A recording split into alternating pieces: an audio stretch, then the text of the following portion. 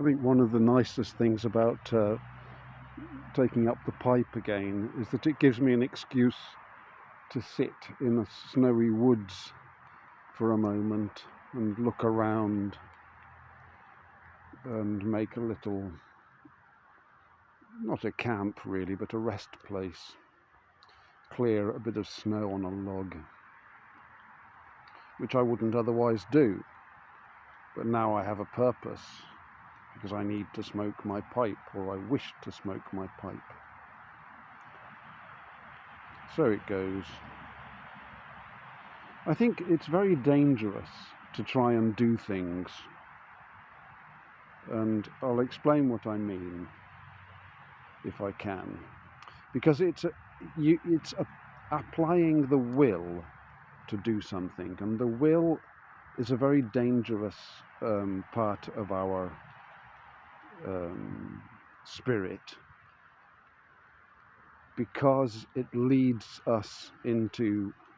can potentially lead us into great error,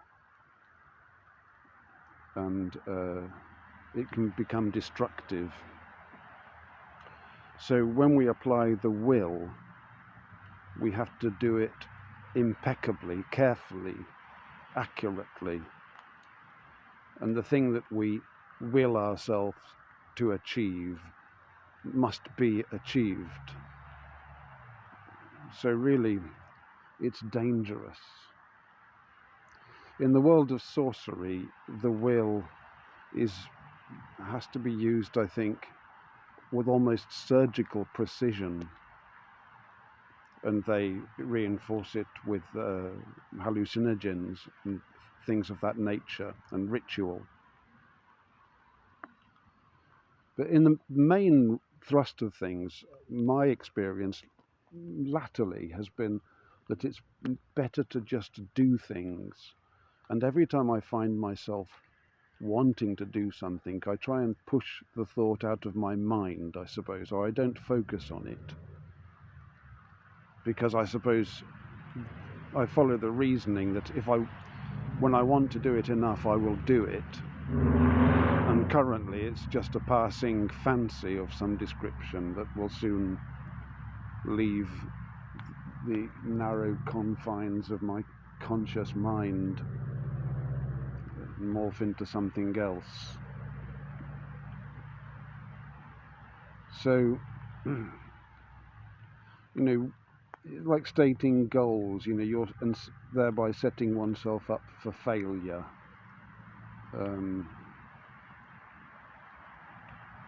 It can be unhelpful, because I think it can lead you to lose your confidence in your ability as a man to do as you intend, to achieve the desired outcomes. And it's important that we should recognize that we have that ability.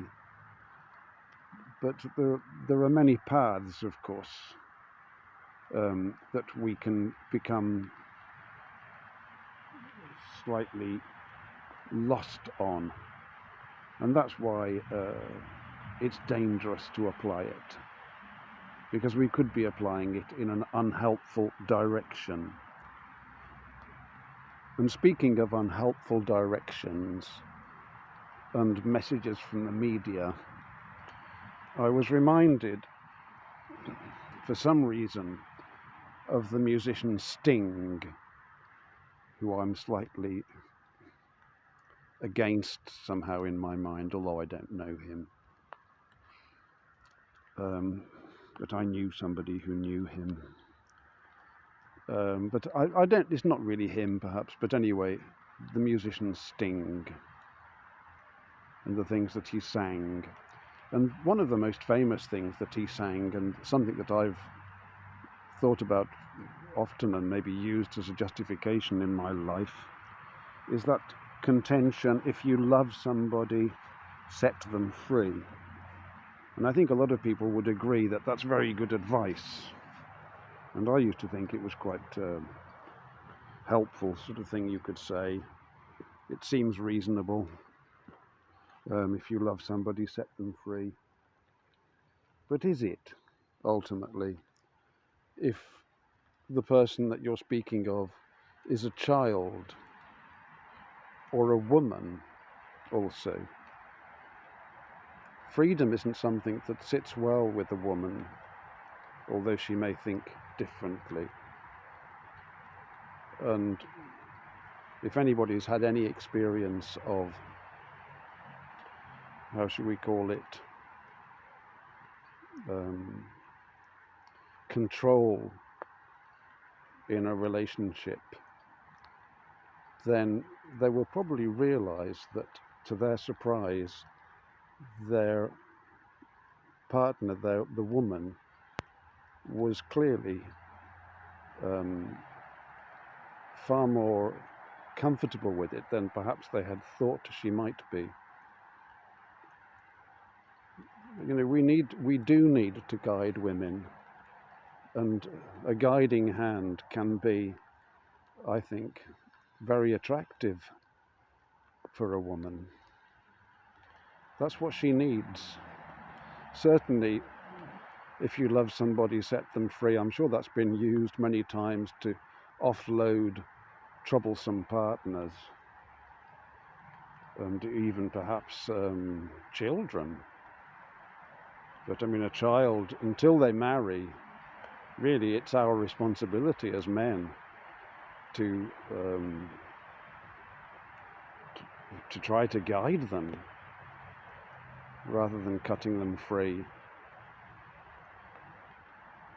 God bless.